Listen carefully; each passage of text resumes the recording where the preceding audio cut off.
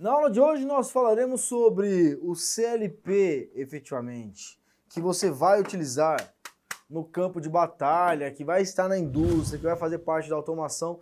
Na primeira aula nós falamos ali sobre o Zero Soft, que é na verdade um relé programável, mas que é um elemento que te dá uma entrada ali nessa história de linguagem ladder e assim por diante, tudo bem? Mas antes de nós sairmos programando o CLP, eu estou aqui com um TM200 e um TM100 da Schneider Electric, mas é importante que a gente entenda um pouco mais sobre eles. E aí eu trouxe alguns elementos aqui também. Claro, alguns mesmo, porque existem vários outros que eu poderia trazer aqui para falar sobre as interligações de I/Os do CLP. Eu quero que você entenda o seguinte, né? A maioria das coisas que nós falaremos nessa aula de hoje aqui, pelo menos no que se diz respeito aos componentes, você já viu em algum momento. Principalmente você que já domina a parte de comandos elétricos, você já viu em algum momento esses componentes. Botoeiras, sinaleiros, contatores, sensores, controlador de temperatura, fim de curso, fonte de alimentação. Só que existe uma definição, muito grande que você precisa estar atento. Por quê?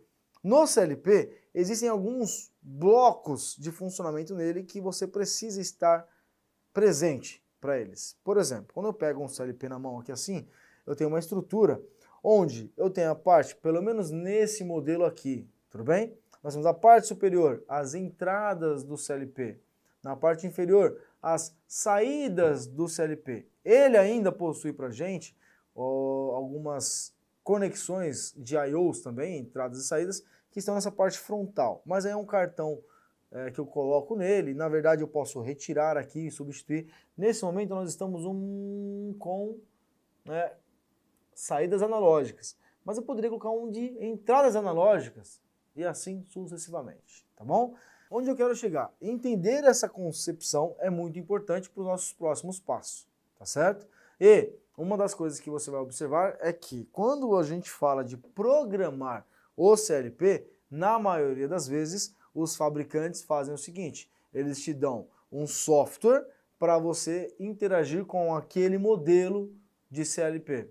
Não é diferente nesse nosso exemplo e agora eu vou te falar por que eu escolhi fazer as aulas nossas aqui com a Schneider, tá bom? Por quê? Porque, na verdade, a Schneider é uma das indústrias que tem o CLP bastante utilizado no dia a dia na indústria, né? Mas o software de programação da Schneider Electric é gratuito, ou seja, você pode baixar, fazer a instalação, você não vai ter aquele esquema de 30 dias grátis, 28 dias grátis, né? E acabar perdendo a licença, e para estudar você vai ter que comprar a licença, não faz sentido.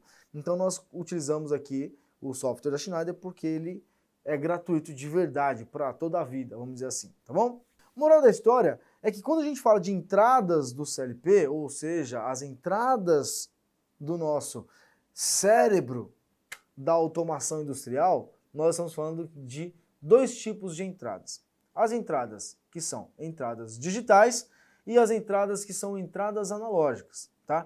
Everton, existe mais tipos? Existe, tá? As entradas rápidas, as entradas de segurança, mas a gente está mergulhando bastante aqui. Vamos puxar o freio de mão, vamos um passo de cada vez. Na concepção geral, vamos dizer assim, dois tipos de entradas digitais e entradas analógicas. Everton, o que seriam as entradas digitais? As entradas digitais nada mais, nada menos seria do que as entradas em que eu venho com um sinal, normalmente de pulso elétrico, ou seja, uma condição binária, onde o pulso, ou seja, o sinal elétrico que chega no CLP é 0 ou 1, tudo bem? Como assim 0 ou 1, Everton? 0 ou 1 significa para mim 0 volts ou 24 volts, pode ser 0, 24 volts e 1, 0 volts, que existe também uma concepção de entrada PNP, entrada NPN, depois a gente fala sobre isso também. Mas a entrada digital é aquela que eu insiro um botão que simplesmente manda a condição de ligado ou desligado para o CLP. Então pega um fio aqui e avisa o CLP, ó, tá ligado, fechado o contato, ou está desligado, aberto o contato. Eu posso simplesmente monitorar um estado lógico binário, ou 0 ou 1, ou fechado ou aberto o meu contato, tudo bem? Não tem uma sensitividade no que se diz respeito a analisar uma escala de valores, não dá. É 0 ou 1. É 0 volts ou 24 volts. É 24 volts ou 0 volts. E assim sucessivamente. Ah, Vitor, não tem um de 48 volts? Tem 48 volts, tem 24 volts, tem 12 volts. Tem uma sequência, uma série de possibilidades aí. Tudo bem? Bom, a entrada digital. A entrada analógica é um tipo de entrada que permite com que você consiga, na verdade, fazer uma análise de uma escala de variação de valores que varia ao longo do tempo ou ao longo de alguma ação externa, trazendo então valores de tensão ou de corrente que variam mediante a uma ação externa. Um exemplo típico, né? Um controlador de temperatura. Esse controlador de temperatura conta com um PT100, com um elemento, um termistor qualquer aí, não sei, né? E aí, quando você conecta ao controlador de temperatura, com base na temperatura, ele mostra uma indicação, a 0 graus Celsius ou 100 graus Celsius, por exemplo. Uma escala de 0 a 100 aí, tá? Só que esse controlador da Novos aqui, esse controlador em especial, ele tem uma saída chamada saída analógica, ou seja, o controlador tem uma saída analógica, que entra na entrada analógica do CLP. E a entrada analógica do CLP vai controlar a temperatura que o controlador de temperatura está enviando para essa entrada, tudo bem? E como é que ele faz isso? Ele primeiro pergunta para o controlador. Claro que é você que programa isso lá, né? Mas ele pergunta assim, olha, como que é esse sinal? É em tensão ou é em corrente? Aí ele avisa, ó, é em tensão, 0 a 10 volts. Ou senão, ele falaria, é em corrente, 4 a 20 miliamperes. Ou poderia ser a 0 a 20 miliamperes, ou poderia ser 2 a 10 volts. Então, existem algumas formas de enviar. O que eu quero que você entenda é que a entrada analógica do CLP, ela recebe um sinal que varia em função do tempo, e, por exemplo, eu tenho de 0 a 100 graus Celsius, representados de 0 a 10 volts no sinal elétrico. Então, 0 volts seria 0 graus Celsius, 10 volts seria 100 graus Celsius, 5 volts seria esses 50 graus Celsius, tudo bem? Então ele calcula esse valor, manda para o CLP e o CLP consegue administrar esses valores. Você pode, por exemplo, fazer uma programação no CLP que no momento em que chegar aos 72 graus Celsius, você vai acionar a saída 2 para desligar, por exemplo, o contator que está ligando o banco de resistências que aquece aquele forno. Um exemplo típico aqui, bem simples, tá bom? Da mesma forma, nós temos as saídas. Então, o CLP tem as saídas dele. As saídas digitais ou saídas analógicas refletem para a gente o mesmo processo de funcionamento do que as entradas. Em uma saída digital, eu posso sair com sinais binários também. Ou eu vou acionar a saída, ou eu vou desacionar a saída. Ou eu tenho 24 volts, ou eu tenho 0 volts. Ou 1 ou 0. Tudo bem? Então, uma saída digital é uma saída que está ligado ou desligado, simples assim. Essa saída digital do CLP, ela pode ser a transistor ou a relé. Óbvio que a relé permitirá com que a corrente elétrica seja maior, a transistor menor. Então depende do fabricante, eu tenho níveis, valores de corrente diferentes para cada aplicação. Na saída analógica, eu tenho uma saída que vai variar em função da minha programação. Então eu posso ter uma saída de 0 a 10 volts, uma saída de 4 a 20 mA, 0 a 20 mA, por exemplo, enviando esse sinal para algum lugar. Um exemplo típico. Imagina o seguinte, você precisa controlar a velocidade do motor elétrico. Esse motor elétrico está ligado a um inversor de frequência. Esse inversor de frequência tem uma entrada digital, de 0 a 10 volts. E aí o que você faz?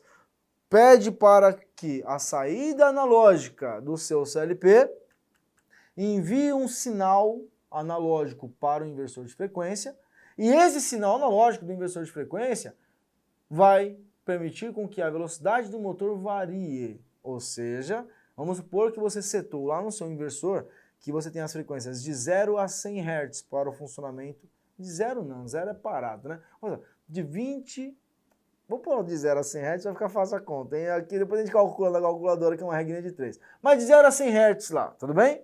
Então a gente sabe que saída analógica de 0 a 10 volts. 0 volts seria 0 Hz, 10 volts seriam 100 Hz, tudo bem? Então eu posso chegar a qualquer momento da minha programação e falo assim para o meu CLP, olha, quando acontecer a situação X no meu processo produtivo, faz com que eu tenha 80 Hz no meu motor. E o que o CLP faz? Ele avisa. Mas como ele avisa? Enviando 8 volts daqui para o inversor de frequência. Tudo bem?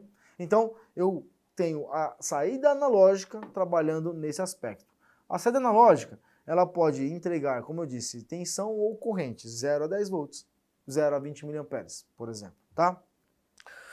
Normalmente, para fazer com que isso tudo funcione, nós precisamos de uma, fonte de alimentação. E aí, a fonte de alimentação, nesse caso aqui, uma fonte que ela tem aqui 150 watts, né, 24 volts a saída. Por que minha fonte é 24 volts? Porque o meu CLP opera na tensão de 24 volts, tá? Então é por isso que eu tenho aqui. Legal? E aí, com base nessa tensão aqui, eu consigo alimentar o meu CLP. E o legal é que você vai observar na nossa próxima aula, que é quando nós vamos colocar na prática mesmo, fazer as conexões, ligar a parte de alimentação e assim por diante, nós vamos fazer na prática a instalação do...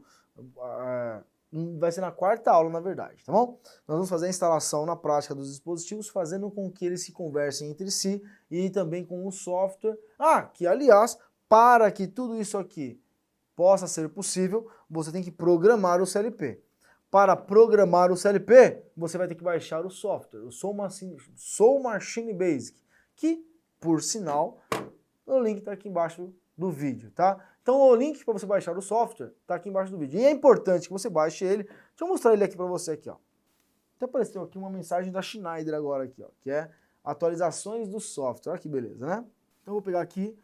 Eu já estou com ele instalado, depois eu vou mostrar para vocês aqui, tá? Soul Machine Basic é um software de programação dos CLPs Schneider, e nesse caso a versão 1.3, que é a mesma que você vai baixar aí, é a versão que permite com que eu programe aqui ó, o TM200 e o TM100. Everton, então quer dizer que eu posso ter um outro CLP da Schneider, cujo qual a programação deve ser feita em outra versão de software, porque é um outro modelo de CLP? Sim. Sim. Sim. Beleza? Então, fique claro isso para você, tá bom? É só na Schneider assim? Não. Todos os fabricantes vão acabar tendo essas particularidades. Para não deixar o software gigantesco, eles separam por versões do software que atende produtos específicos. Esse aqui é o software, né? Então eu vou pegar aqui, só para você entender, eu vou criar um novo projeto. Essa aqui é a cara do software. Então, baixe esse software, é importante, porque na próxima aula nós falaremos exatamente da aplicação do software, da simulação nesse software. E aí a pergunta que está na sua cabeça assim, Everton, eu vou precisar de todos esses elementos aqui na prática para conseguir realizar os estudos no Soul Machine Basic, no meu software de CLP? Não, não.